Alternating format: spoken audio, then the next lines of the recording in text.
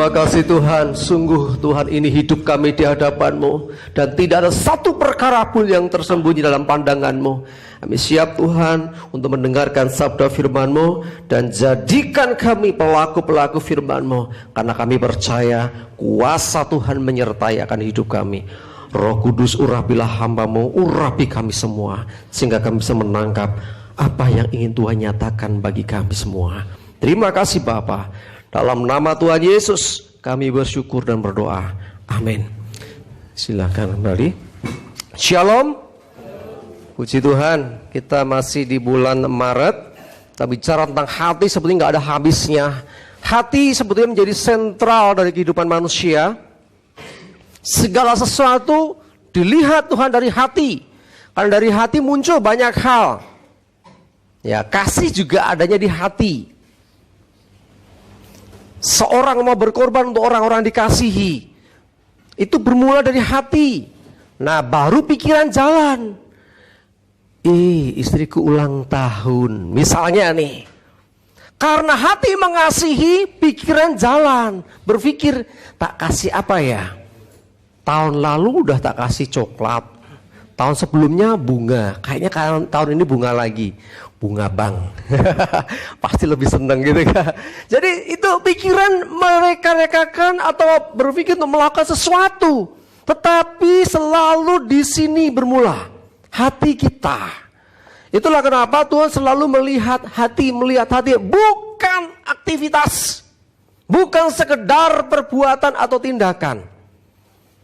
Ya, kalau saudara misalnya ibadah gitu ya, angkat tangan, saudara tepuk tangan, semua yang lain, oke. Manusia melihat itu semua. Manusia akan mengatakan, wow, dia ibadahnya sungguh-sungguh. Tetapi Tuhan lihat hatinya. Apakah dia melakukan itu karena dari sini, dorongan yang begitu kuat dari dalam hatinya untuk dia melakukan itu semua, atau sekedar ya sudahlah patut gini ibadahnya ngangkat tangan. Nek orang kok orang afdol. Enggak, saudara.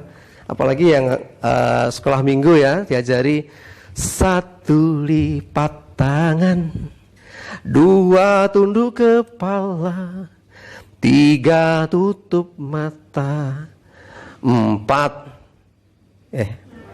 mari, 4-nya nggak pakai, nggak sampai 3 doang ya. Mari kita berdoa. Nggak salah, itu mengajari anak disiplin, itu mengajari anak supaya nggak lirik sana lirik di sini.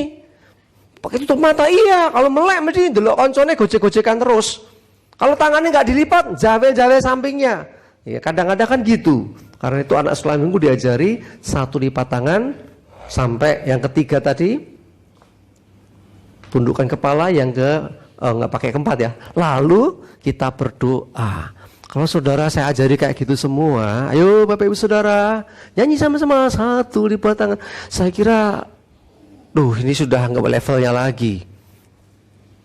Berarti gimana? Berarti kalau saya sembahyang nggak boleh lipat tangan Pak? Boleh. Siapa bilang nggak boleh? Boleh nggak tunduk kepala, tutup mata? Boleh. Itu diterapkan terus, boleh nggak? Boleh. Cuman sekali lagi, levelnya kalau anak-anak itu lebih karena nurut guru sekolah minggunya, ya itu ajaran disiplin bagus. Tapi kita yang sudah lebih dewasa harusnya itu dari hati. Hatiku, aku ingin sembahyang, aku kok lebih damai sejahtera dengan tangan seperti ini. Tidak apa-apa. Ada yang tangannya begini, boleh. Sambil angkat tangan, boleh. Tangannya satu kasih dada, boleh juga. Tidak harus seperti apa, ya tidak ditentukan seperti apa. Tapi hati yang sungguh-sungguh, ya poinnya di situ. Selalu diingatkan untuk berhati-hati menjaga hati. Kenapa harus hati-hati? Ya, seringkali kita berpikir bahwa ya orang itu kan sementing perbuatannya. Belum. Orang dunia akan mengatakan perbuatannya. Ya, dia kelihatan baik, kelihatan apa dari sisi luarnya. Tapi sekali lagi, saudara dan saya dibawa ke level yang lebih tinggi. Apapun yang kau buat, dasarnya harus dari hati yang benar. Kalau hatinya benar, tindakannya benar. Dan itu berkenan di hadapan Tuhan. Yuk kita buka Alkitab dulu. Matius 15 ayat 17 sampai 20. Ini awalnya bicara tentang najis dan tidak najis, saudara. Ayat ini. Ada beberapa orang menyatakan najis, yang begini, yang begitu segala macam. Tetapi perhatikan ayat ini. Saya bacakan Matius 15 ayat 17 sampai 20. Tidak tahukah kamu bahwa segala sesuatu yang masuk ke dalam mulut turun ke dalam perut lalu dibuang di jamban. Tetapi apa yang keluar dari mulut berasal dari hati, dan itulah yang menajiskan orang. Perhatikan ini. Karena dari hati timbul segala pikiran jahat, pembunuhan, perzinahan, percabulan, pencurian, sumpah palsu, dan hujat. Itulah yang menajiskan orang. Tetapi makan dengan tangan yang tidak dibasuh tidak menajiskan orang. Waktu itu ada murid-murid Yesus nggak cuci tangan gitu ceritanya. Masalah cuci tangan itu masalah kesehatan, bukan masalah najis gak najis, saudara. Jadi bukan apa yang masuk ke dalam itu yang menajiskan, tapi yang keluar. Karena yang keluar ini meluap dari dalam. Dalam sini isinya apa? Kemarin kita singgung nek porong itu isi kopi, pada waktu dituang tidak mungkin berubah jadi susu. Kecuali sulapan, ya. Ngecomnya ngecom teh, ya teh tubruk misalnya. Waktu dituang ya nanti keluarnya air teh. Saudara memasukkan apa, itu yang keluar itu juga. Karena itu harus ada filter, harus ada saringan. Semua masuk ke telinga. Suara kita nggak bisa menghindari suara-suara negatif. Kita tidak bisa menghindari mendengar orang berkata-kata negatif, termasuk berkata-kata kotor, termasuk miso-miso. Kita nggak bisa menghindar. Ada orang mengatakan itu masuk ke telinga kita. Kecuali ada alat khusus ya, saya belum tahu, belum diciptakan. Setiap kata-kata negatif dia akan tit gitu. Itu bisanya kalau sudah nonton TV. Sekarang ada lembaga sensor ya. Jadi kalau nonton TV ternyata di situ ada orang maki-maki, tit, hilangkan gitu loh. Tetapi kita nggak bisa gitu, saudara. Mau nggak mau telinga dengar. Tapi hati-hati, jangan izinkan sampai masuk ke hati. Ya. Jadi apalagi kalau lihat orang berantem, lihat orang marah, yang keluar dari mulutnya apa? Sering kali supah, sarapah, kata-kata yang nggak karu-karuan. Ya nggak mau kita tetap dengar toh. Tapi biarkan itu lewat, bleng-bleng gitu aja. Jangan sampai masuk ke hati. Perhatikan. Karena dari hati, perhatikan ini, timbul segala pikiran jahat. Jadi pikiran ini sebetulnya dikendalikan hati. Memang ada mengatakan, oh semua bermula dari pikiran-pikiran. Enggak, pikiran itu dari sini dulu. Kalau orang hatinya bersih, pikirannya bersih. Kalau orang hatinya jahat, pikirannya jahat. Ya, sehingga akhirnya apa? Perbuatannya juga jahat.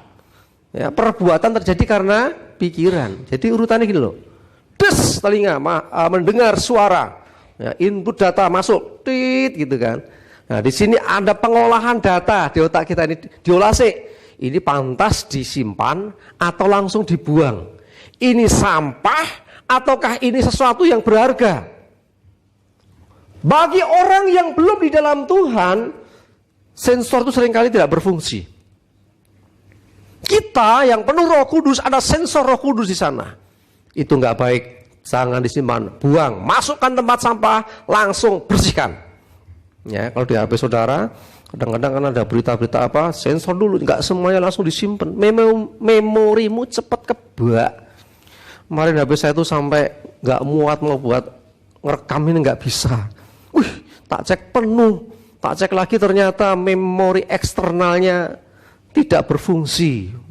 Tak bongkar, tak bersihkan, minta diformat, ya tak format, tak pasang lagi bisa, lumayan rotok lego saya. Kemarin udah bingung, wah ini wayahe ganti HP gitu. Ternyata enggak perlu, cuman cukup tambah memori eksternal. Habis itu setiap WA ya, tidak semuanya saya simpan. Dulu penyimpanan otomatis, jadi begitu ada video apa masuk langsung tersimpan. Di sini video di video WA ya, itu karena jelas itu sing jogetan lah, sing tertakilan, ono kabeh iki opo mau buka kabeh. Lah ora ngecek biyen kok tak otomatis ya. Nah, saya sekarang tahu ada tipsnya supaya nggak cepat penuh Bapak Ibu Saudara di settingan HP saudara yang ngajar di settingan HP. Itu jangan otomatis. Ganti ya, nggak otomatis. Kalau mau lihat klik aja, nanti muter sebentar dek masuk. Baru kesimpan. Kalau enggak lewat ya. Kadang-kadang kan kita ya bukan apa-apa ya. Ya setiap hari itu ya mungkin bisa puluhan sampai ratusan pesan masuk. Apalagi saya ngikuti grup saya itu nggak terhitung banyaknya. Serapal aku kayak biangat grup. Siap grup ngomong, bahkan maaf ini seringkali kalau grup hamba-hamba Tuhan itu jenisnya kan banyak sekali. Sukoharjo ini banyak sekali dan saya dimasukkan di hampir semua grup. Kadang-kadang satu orang pesannya sama, video, memorinya gede 15 megabyte. Kirim grup 1, grup 2, grup 3 sama semuanya. Lah ngebaik begitu saya cek loh, duplikat file. Lho kayak banget ki, ada 5, ada 6, padahal isinya podo. Nah, karena nggak ada filter pada mulanya, semua masuk saja. Kita juga sama. Ya, dari hati timbul segala pikiran jahat, pembunuhan dan sebagainya. Kenapa timbul pembunuhan? Contoh nih, kenapa orang mau bunuh? Mesti hatinya ini ada yang terluka, mbuh kecewa, mbuh karena apa, pokoknya hatinya ini nggak beres sih. Baru timbul pikiran untuk membunuh, baru nanti eksekusi. Jadi artinya itu berkelanjutan. Pesan masuk dek, kalau tidak kuat filternya nggak bener, yang negatif tadi, kowe diloke. Dikatakan misalnya dasar wong desa misalnya gitu ya. Jadi wong desa. Wong desa tersinggung, masuk hati. Wah, aku dulu aku desa terlalu gitu gua. Timbul pikiran, ditenono kowe lah. Itu kan pikiran jahat. Biasanya nggak cukup sampai di situ, ada kesempatan kalau hati dan pikiran sudah bekerja sama, maka tindakan perbuatannya akan senada. Ya. Makanya kita mencontoh salah satu tokoh yang terkenal sekali, Yusuf. Itu dia terima perlakuan yang negatif dan saya kira mungkin termasuk perkataan-perkataan yang buruk. Tetapi kalau kita perhatikan hidupnya, dia tidak dipenuhi dengan dendam dan kebencian. Berarti filternya jalan, itu nggak masuk di hati. 12 mlebu telinga kuping tengen 12 kiwa 12 tengen gitu loh. Jadi nggak ada yang mandek. Nah kalau begitu aman. Makanya ketika semua di hati beres, pikirannya juga jernih.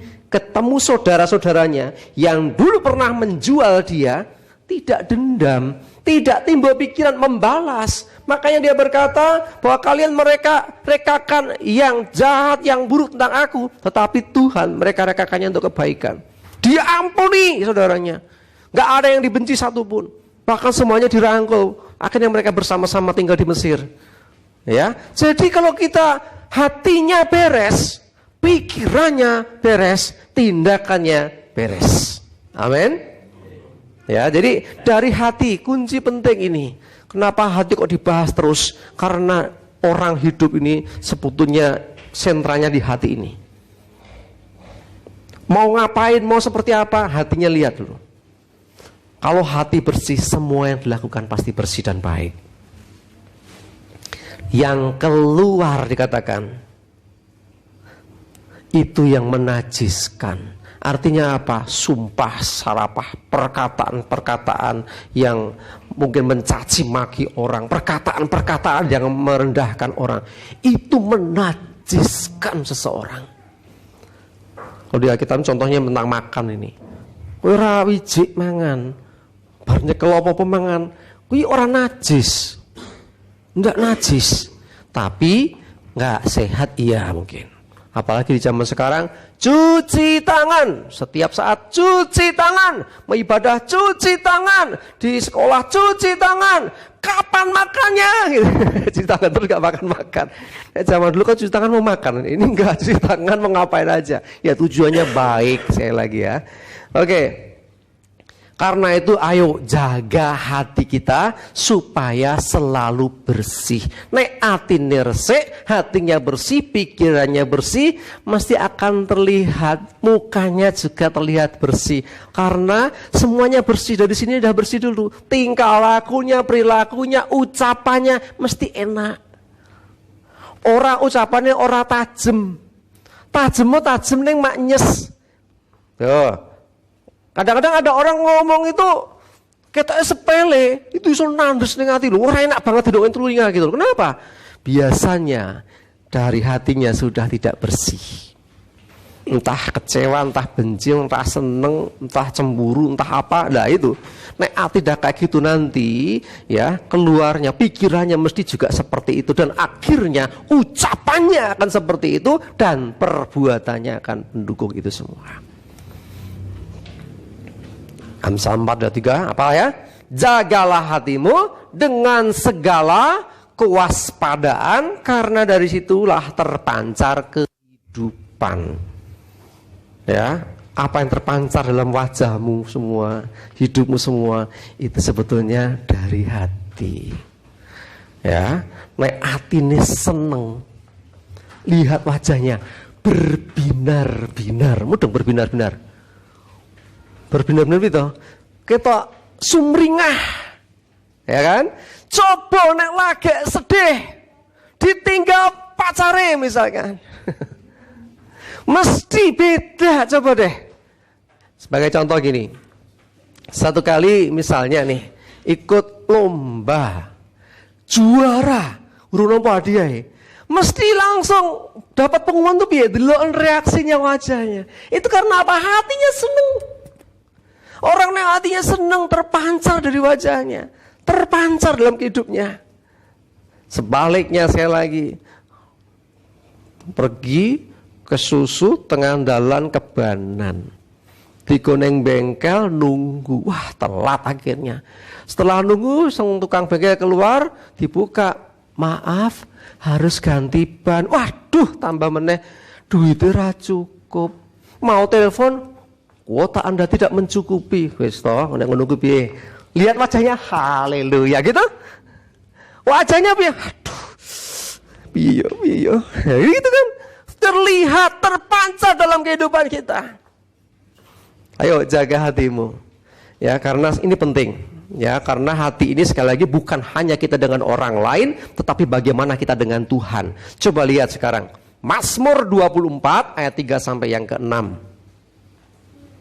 Mazmur 24 ayat 3 sampai 6. Saya bacakan ya. Siapakah yang boleh naik ke atas gunung Tuhan?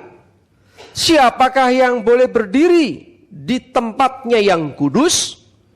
Orang yang bersih tangannya dan murni hatinya, yang tidak menyerahkan dirinya kepada penipuan dan yang tidak bersumpah palsu. Dialah yang akan menerima berkat dari Tuhan dan keadilan dari Allah yang menyelamatkan dia. Itulah angkatan orang-orang yang menanyakan dia, yang mencari wajahmu, ya Allah Yakub. Selah. Perhatikan, siapa yang boleh datang kepada Tuhan di gunung kudus Tuhan, dalam level yang lebih tinggi, semakin tinggi di dalam Tuhan?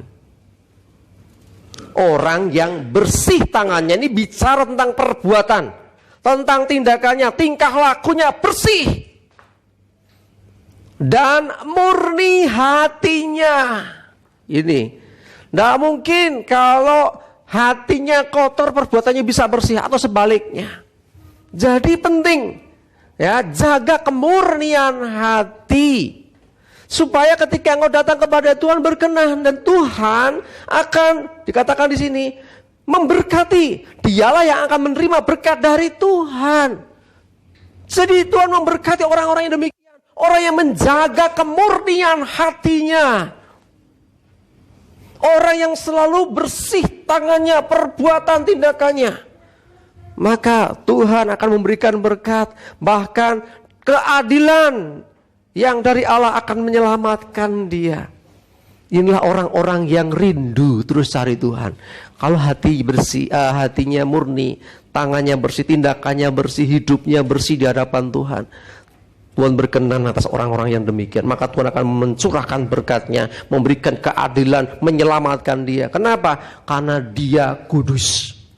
Dia maha kudus. Kalau kita hidup dalam Tuhan, hidup dalam kekudusan, dengan menjaga kemurnian hati dan setiap tindakan kita, maka Tuhan berkenan atas orang yang demikian. Memang tidak ada seorang pun yang betul-betul bersih dari mulanya. Tidak ada seorang pun yang betul-betul hatinya murni di hadapan Tuhan ketika orang itu sudah jatuh dalam dosa. Padahal kita semua orang-orang yang sudah jatuh dalam dosa. Tetapi perhatikan, ketika kita bertobat, ketika kita akhirnya mengizinkan Yesus masuk dalam hidup kita, sesungguhnya Tuhan mentahirkan kita, menyucikan hidup kita. Setelah itu sekarang mari jaga betul hati kita, jaga betul pikiran kita, jaga betul perilaku kita, supaya tetap berkenan di hadapan Tuhan. Ya, sekali lagi ini menjadi catatan penting buat kita. Siapa yang boleh naik ke gunung Tuhan? Ini bicara menghadap pada Tuhan. Berdiri di tempat yang kudus dikatakan. Wah, ini luar biasa ini. Yang boleh berdiri di tempatnya yang kudus. Saya cari terjemahan beberapa penafsiran Alkitab, memang banyak versi. Salah satunya bicara tentang apa? Surga. Siapa yang ke tempat kudus Tuhan? Siapa yang boleh berdiri di sana? Orang yang bersih tangannya, orang yang murni hatinya. Yuk, sekarang kita sendiri. Saya selalu tekankan, bukan lihat orang lain. Oh, si A berarti ngene ya. Nggak. Lah perilaku ini ngono mesti ngene. Saat saudara mengatakan, maaf saya katakan si misalnya Mas Haji ini, Mas Haji kan berarti ngono ya, aslinya kan beres hati ini. Ketika saya berpikir seperti itu, sesungguhnya hati saya sedang tidak beres juga. Makanya ketika Anda dengar firman seperti ini, jangan lihat orang lain, jangan menghakimi orang lain walaupun cuma dalam pikiranmu. Kalau pikiranmu sudah menghakimi, berarti hatimu sudah tidak murni. Amin. Ya, ke diri kita masing-masing, gak usah metani tonggone koncone. Ya, jadi aku sudah betul enggak ya? Hatiku murni enggak ya? Motivasiku ibadah hari ini udah bener belum ya?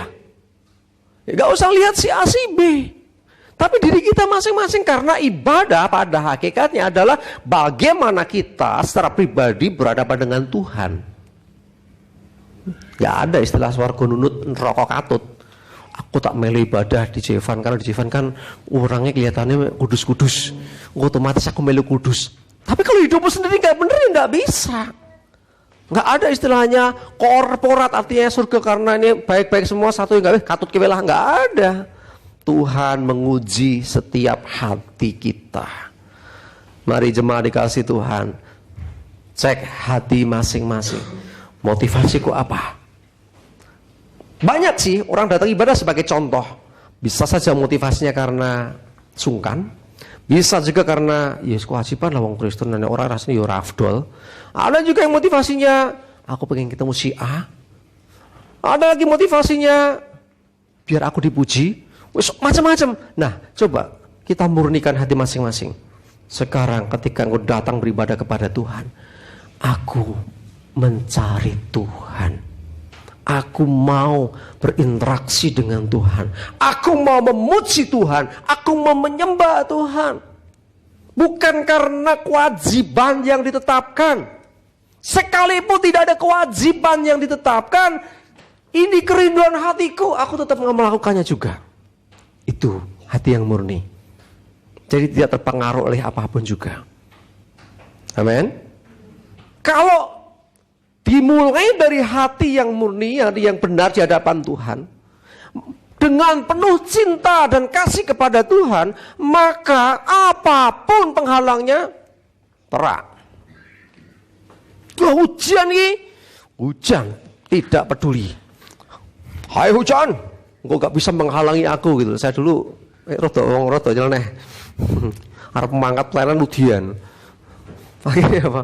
Hai hujan, sekalipun kau turun, kau tidak bisa menghalangi niat hatiku. Aku mau melayani Tuhan. Diura terangi pada tak kon mandek loh.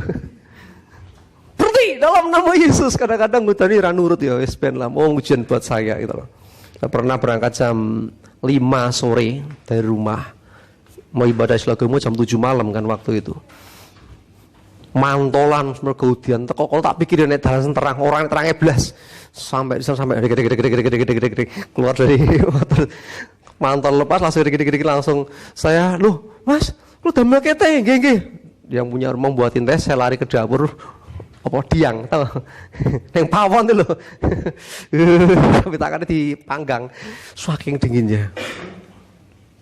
Jadi kadang-kadang Tuhan izinkan sesuatu terjadi ya. Wah mungkin Mas Gus kurang iman ya sembuh lah ngono ya iso. Pokoknya intinya hatiku mau merindukan Tuhan. Mari miliki motivasi hati yang sungguh-sungguh mencari Tuhan, sungguh-sungguh butuh Tuhan. Bukan Tuhan yang butuh aku untuk datang di ibadah, tetapi aku yang butuh Tuhan. Karena aku ini sudah diselamatkan, makanya aku memberi yang terbaik buat Tuhan. Gak peduli temanku, oh mungkin aku di gedeng sampingku, oh mungkin ada teman gereja yang gak suka sama aku. Itu bukan urusanku dengan Tuhan. Sementing hatiku benar di hadapan Tuhan. Gitu. Tapi kalau sebaliknya, aku anyel, aku tetap mangkat ibadah. Senajan aku anyel karo sampingku. Anyelmu itu yang salah. Harus dimurnikan di hadapan Tuhan. Bertobat minta ampun. Tuhan ampuni aku. Jujur. Belajar jujur. Ingat, Tuhan orang mbok kayak ngerti apa yang di hatimu, dia sudah tahu. Ini catat baik-baik. Tuhan sudah tahu tanpa engkau memberitahu apa yang ada di hatimu. Apa yang kau sembunyikan. Tuhan tahu. Makanya nggak heran kadang-kadang pas doa gini ya ada hamba Tuhan yang dapat pesan Tuhan buat kamu. Tuhan nggak suka dengan apa yang kau buat hari ini. Waduh, apa ini? Aduh, kok tahu toh? Kadang-kadang gitu. Karena Tuhan sudah tahu. Kadang-kadang Tuhan pakai hambanya untuk menyatakan isi hati. Satu kali pernah saya diundang khotbah di sebuah gereja. Materi sudah siapkan. Siap mau khotbah. Tiba-tiba waktu penyembahan mendekati firman, Tuhan bilang, buang kepeanmu. Kaget saya, bingung saya. Ya wis tak lempik kepeanku, saya naik ke atas mimbar giliran saya mau khotbah. Pas doa itu baru Tuhan bicara. Sampaikan ini. Ya wis tak sampaikan itu. Wah betul yang materi ini. Saya minta maaf sama yang pengundang yang ngasih tema itu agak berbeda. Saya sampaikan bahwa Tuhan nggak mau ini, Tuhan mau sampaikan ini. Jika saya sampaikan beberapa orang mengatakan, Pak itu saya tidak tahu itu siapa, pokoknya saya sampaikan aja. Ya ingat, Tuhan tahu isi hati kita tanpa kita mau terbuka. Tapi kalau engkau terbuka, engkau spesial. Sekali lagi, Tuhan tahu tanpa engkau memberitahu, tapi engkau mau terbuka menyatakan itu, engkau orang yang luar biasa di hadapan Tuhan. Seperti hanya seorang ayah ngerti apa yang dilakukan anaknya. Anaknya bar mecah ke gelas kesayangannya ayahnya. Klotang piar pecah. Tahu? Oh, suara apa dingu? Oh, gelasku. Aduh, sekian pura-pura nggak tahu sih. Tak tunggu. Ya, selesai dibereskan, dibelikan, disembunyikan, dibuang jauh-jauh.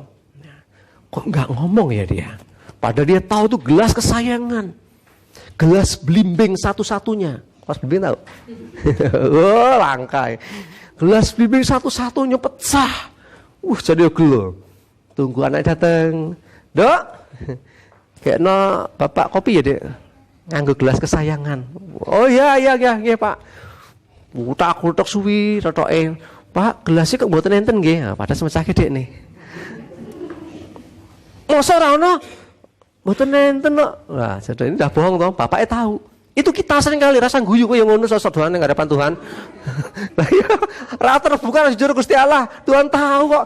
Nah, akhirnya bapak gini, Nduk, ketok nggon plastik buri omah kamu plastik rumah apa to, Nduk? Kok kayaknya gelas blimbing. Waduh. Oh, nggih Pak, pecah ternyata, Pak. Pura-pura enggak tahu. Bapak yang itu yang kamu lakukan sering kali di hadapan Tuhan. Enggak ada jujur, enggak ngomong. Aku baik-baik saja Tuhan. Engkau sungguh baik. Terima kasih berkat-Mu luar biasa. Padahal sedang bokek. Jujur aja ngomong. Tuhan, Engkau tahu keadaanku. Aku sedang butuh ini. Bayar listrik, bayar ini Tuhan. Engkau lah Jehovah Jireh, Engkau yang menyediakan bagiku. You are my provider. Engkau lah Tuhan penyedia bagiku. Aku mau percaya Tuhan. Ini jujur ngomong. Kamu butuh tuh ngomong. bilang apa? Mintalah. Jadi nggak usah gengsi. Kadang-kadang ada orang gengsi sama Tuhan. Takut ngerepoti Tuhan loh. Urusannya Tuhan itu kan global dunia. Mau masalah sepele aku mau yang Tuhan, apa Tuhan aku udah yo iso. Nah ini kesombongan seperti ini. Tuhan itu bukan hanya multi tangannya bisa melakukan banyak hal. Dia maha. Semakin engkau mau terbuka termasuk dalam perkara kecil di hadapan Tuhan, semakin Tuhan mempercayai engkau. Kenapa? Sampai hal seperti ini pun kau mau terbuka. Tapi jangan mengabaikan perkara besar. Semua engkau terbuka di hadapan Tuhan. Ingat, hati dilihat Tuhan. Amin. Ya, jangan kayak anak kecil mencahaya gelas itu ya. Terus akhirnya bapaknya bilang, "Dok, aku wingi krungu swara rumpiang. Ana sing pecah, Dok." Terus tak inguk. Anakku itu ngelusi beling pecah. Baniku kula. Oh, telat merah kayak ditegur lagi mengaku. Berbahagialah engkau yang mau jujur terbuka di hadapan Tuhan tanpa harus tegur lebih dahulu. Ya, karena berarti ketika mau terbuka dengan Tuhan, berarti engkau dengan Tuhan itu sudah punya ikatan yang sangat dekat. Hati yang melekat kepada Tuhan sehingga melakukan kesalahan apa, Tuhan ampuni aku Tuhan. Aku buat salah Tuhan. Aku sudah berbuat ini Tuhan. Jujur di hadapan Tuhan. Tapi aku gak berkuasa Tuhan, tolong aku. Jujur, butuh pertolongan. Amin. Yuk kita praktek dalam kehidupan masing-masing. Ya, sekali lagi tanpa menghakimi orang lain. Sekalipun mungkin temenmu itu ya salah. Mungkin temenmu itu gak benar caranya. Ya, oh hatinya gak beres seperti ngomongannya kayak ngono gua miso-miso. Sudah. Sekarang didik kita dulu. Ketika engkau melihat temanmu marah-marah, maki-maki orang misalnya di jalan misalnya, marah-marah, miso-miso segala macam, dan engkau berpikir, wah mesti hatinya nggak bersih, seperti khotbah minggu tanggal 20 Maret yang lalu, itu pasti hatinya nggak murni, makanya perkataannya negatif. Ketika engkau sedang begitu, pikiranmu sudah negatif. Dan pikiran ini lahir dari hati, hatimu juga tidak murni. Perhatikan ini baik-baik dalam hidupmu. Setiap melihat orang, wah jahat wong kok kaya ngono ya, tegone dosa neraka. Saat engkau berpikir seperti itu, hati-hati. Jangan-jangan hatimu sedang atau sudah tidak murni. Sekalipun itu jahat, harusnya engkau timbul belas kasihan. Kasihan banget ya. Dia sampai mencuri sandal regane pun sampai mencuri. Sakit banget ya, mesti dia dalam kekurangan. Tuhan doakan. Mas Haji kan rasa cedak, ada orang nyuri sandal depan rumahnya rame-rame dikeroyok gitu ya, nyuri sandal gitu loh. Dongakno Mas Haji, jangan main kurang ajar itu tambah isi sandal. Aduh doakan. Sakit. Coba melihat satu peristiwa dengan sudut pandangnya Tuhan. Nah, sudut pandang umum, wah nyolong sandal ya keprui bareng-bareng, maling kok gitu loh. Kayak guru saya dulu, guru SD, kehilangan jambu depan rumah itu loh. Ini zaman semono ya aji sih, jambu mangkok itu loh yang gede itu loh. Awal-awal jambu mangkok, sih jarang orang punya itu. Dicukup maling. Ngerti deh, wah jambu niku dimaling kok nganyel, konangan menek pagar cedil langsung maling. Wah sak kamu metu kabeh mau kayak banget apa? Apa? Jambu. Aduh, sakit tenan. Ampun pala kok menggiurkan kok pengen ngicipi. Nembong ngono akhirnya banyak banyak lagi bebaskan. Jadi intinya ayo diri kita masing-masing. Kalau ndak, kita nggak layak berdiri di tempat kudusnya Tuhan. Kalau kita nggak hati-hati, jangan sampai kita ditolak Tuhan. Kita nggak boleh naik ke gunung kudus Tuhan. Gara-gara apa? Hati kita tidak murni, perilaku kita, tangan kita tidak bersih. Itu sangat-sangat memprihatinkan. Eman-eman hidup kita, ya. Dan setelah itu, kalau pikiran hati tidak bersih, maka ucapan dan perbuatan kita akan kelihatan. Itulah kenapa dikatakan, jagalah hatimu dengan segala kewaspadaan, karena dari situ akan terpancar kehidupan. Terpancar melalui ucapanmu, terpancar melalui perilakumu, dan semua yang kamu kerjakan dalam hidupmu. Kalau hati bersih terpancar. Kalau perilakunya jahat ini, ya mungkin dalamnya juga tidak bersih. Karena itu jagalah supaya senantiasa hati kita murni dan bersih di hadapan Tuhan. Amin, kita berdoa. Terima kasih Tuhan, kami bersyukur. Biarlah kebenaran firman-Mu termeterai dalam hati kami. Roh Kudus tolong kami Tuhan untuk kami bisa melakukan ini dalam kehidupan kami. Senantiasa kami menjaga hati kami, menjaga pikiran dan ucapan serta perilaku dalam hidup kami. Semua bermula dari hati. Kami menyerahkan Tuhan supaya kami senantiasa menjaga hati baik di hadapan semua orang, terlebih di hadapan-Mu ya Tuhan. Sebab tidak ada yang bisa kami sembunyikan. Semua terbuka dalam pandangan Tuhan. Terima kasih dan ampuni kami kalau ada hati kami yang kurang bersih, ada hati kami yang kurang murni. Mungkin ada kecewa, benci, pahit hati, bahkan ada dendam dan semua sampah-sampah dosa ini Tuhan. Ampuni kami Tuhan dan bersihkan hati kami supaya kami layak dan berkenan di hadapan-Mu. Terima kasih ya Tuhan, firman-Mu sudah disampaikan. Roh Kudus berperkaralah atas setiap pribadi kami, jadikan kami pelaku firman. Dalam nama Tuhan Yesus kami bersyukur dan berdoa. Amin.